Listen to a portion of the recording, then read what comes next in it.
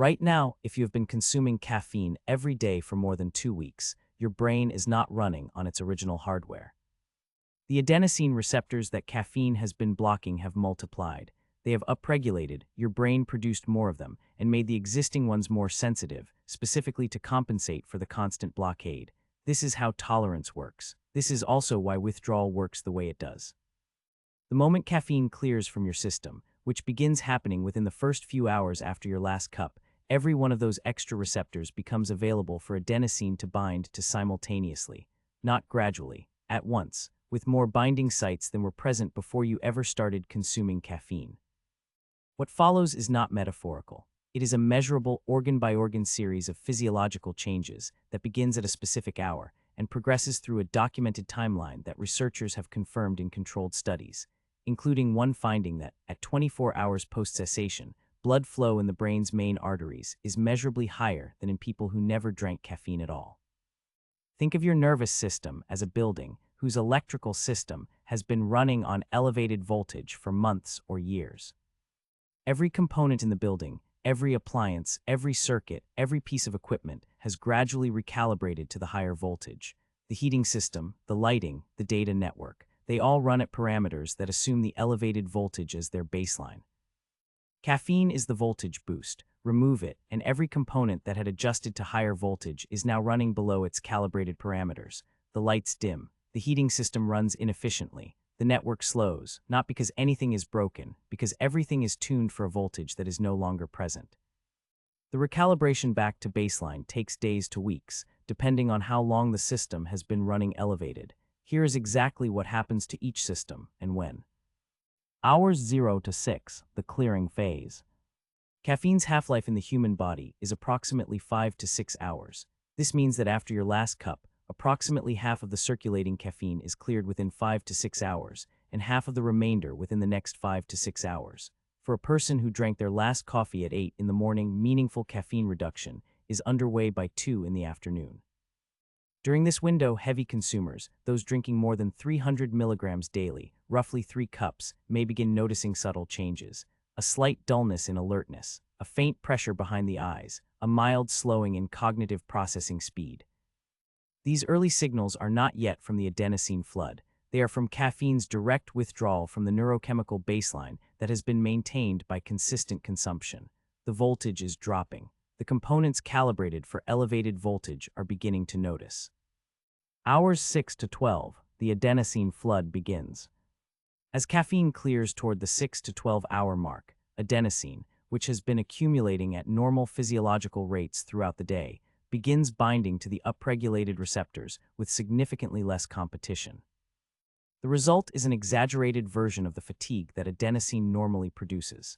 The adenosine that would have generated mild end-of-day sleepiness in a non-caffeine user is now binding to a receptor field that has been enlarged to accommodate years of blockade. The signal is amplified.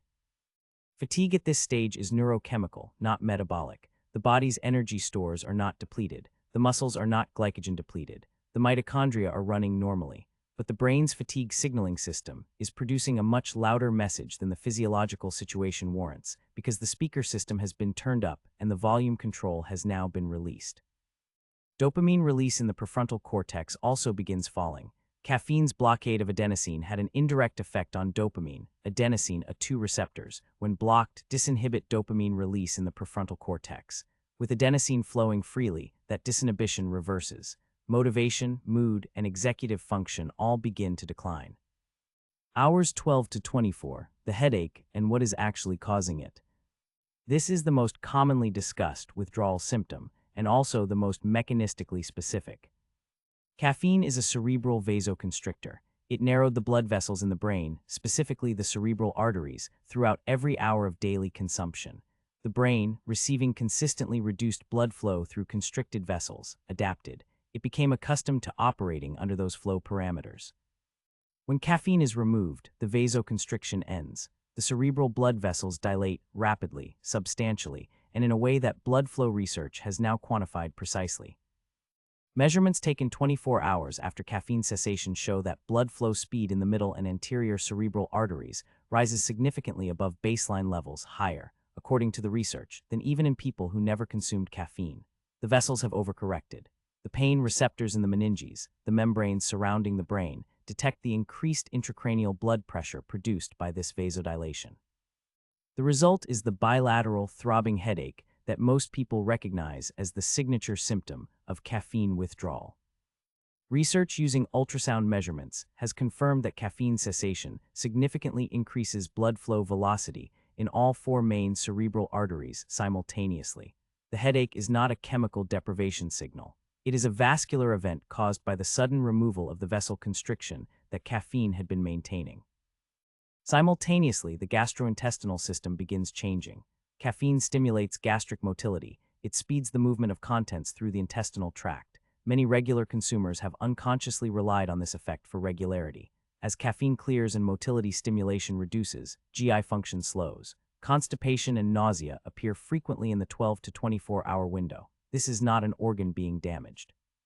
It is an organ recalibrating to its unstimulated baseline. Hours 20 to 51, peak withdrawal across systems. StatPearls, the NIH's pharmacology reference, places the peak of caffeine withdrawal symptoms between 20 and 51 hours post-cessation. This is the window where all the changes that began in the first 12 hours have reached their maximum intensity simultaneously. The headache is at its worst. Cerebral vasodilation is near its peak. Adenosine receptor flooding is maximal. Dopamine in the prefrontal cortex is at its lowest withdrawal point. The hippocampus, the region central to memory consolidation and spatial processing, shows altered neural activity in research on withdrawal, contributing to the cognitive symptoms and memory disruption that many people experience at this stage. The cardiovascular system is also shifting. Caffeine elevated resting heart rate and blood pressure modestly through its stimulant effects. As withdrawal peaks, heart rate falls toward its unstimulated baseline. Blood pressure edges lower. For most healthy adults, this is not a clinically significant change, but it is a measurable one that the body registers as a shift in arousal level and energy availability. Caffeine withdrawal has heritability of 0.35, according to research published in PMC. 35% of the variation in how severely each person experiences this peak window is genetic. If your parents struggled significantly to quit caffeine, the receptor upregulation and withdrawal intensity you experience is partly encoded in your biology, not purely in your habits. Days 3 through 5, the turning point. For most people, the 24 to 48-hour peak is followed by a gradual improvement. The headache begins receding as cerebral blood flow starts to normalize toward its new baseline.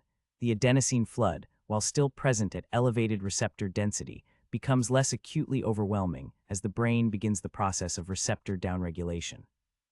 Days 4 and 5 typically mark what most people describe as a noticeable shift, the first day where the symptoms feel meaningfully less intense than the day before. Cognitive processing begins recovering. Motivation returns toward baseline. The headache, if still present, is mild rather than debilitating. This is the building's electrical components beginning to recalibrate, not back to the elevated voltage, toward the new normal that does not require the boost. Days 4 through 7, sleep quality recovers. One of the less discussed consequences of chronic caffeine consumption is its effect on sleep architecture. Caffeine consumed even 6 hours before bed measurably disrupts slow-wave sleep, the deep sleep stage where physical restoration occurs, even when the consumer reports no difficulty falling asleep. As caffeine fully clears the system and the adenosine signaling recalibrates, sleep architecture begins improving. Research referenced in Sleep Reset data shows that sleep efficiency, the proportion of time in bed actually spent in restorative sleep, typically improves to 85 to 90% by day 7 in people who were previously consuming moderate amounts of caffeine daily. Melatonin synthesis timing also stabilizes, allowing for more predictable sleep onset. The organ most affected by this recovery is not one people associate with caffeine withdrawal. It is the prefrontal cortex and hippocampus, the regions that consolidate memory and regulate executive function during slow-wave sleep. 4 weeks of restored slow-wave sleep produces different cognitive performance than 4 weeks of caffeine-disrupted sleep, even in the absence of any other intervention. Weeks 1 through 3, adenosine receptor normalization. The structural change that made withdrawal severe, the upregulation of adenosine receptors, takes weeks to reverse. Research indicates that adenosine receptor density begins returning toward baseline in the 1 to 3 week range after caffeine cessation. This is the recalibration that most caffeine quitters never reach, because they resume consumption before the receptor density has normalized. And this is also why people who quit for 2 to 3 weeks and then have a single cup of coffee report feeling dramatically more alert from it than they did when they were consuming 3 cups daily. The receptor field has shrunk back toward its original density. The same caffeine molecule has far more impact than it had on an upregulated system. The voltage boost that was invisible, because every component had calibrated to it, becomes dramatically visible when it is applied to a system that has been reset. Before the protocol, caffeine withdrawal is documented and real but medically self-limiting for healthy adults. It is not dangerous in the way that withdrawal from alcohol, benzodiazepines, or other substances can be. If you have cardiovascular conditions, migraines, anxiety disorders, or are pregnant, discuss caffeine reduction with your doctor. The withdrawal headache can be severe in migraine-prone individuals, and abrupt cessation during pregnancy requires medical guidance. Gradual tapering, reducing intake by 25% every 2 to 3 days, produces substantially milder symptoms than abrupt cessation. The organs that change during caffeine withdrawal are not being damaged, they are recalibrating. The brain's blood vessels normalizing their resting diameter, the adenosine receptor field reducing toward its genetic baseline, the gastrointestinal system returning to unstimulated motility, the sleep architecture restoring its normal architecture. The 2 to 9 days of symptoms are not the body failing. They are the building's electrical components adjusting their calibration to a new operating voltage, one that is, in most physiological measures, closer to optimal than the elevated one that caffeine had been maintaining. If this changed how you think about what caffeine withdrawal is actually doing inside your organs, subscribe and leave a like. Tell me in the comments, what hour did your withdrawal symptoms start? And did you know the headache was a vascular event, not a chemical deprivation signal?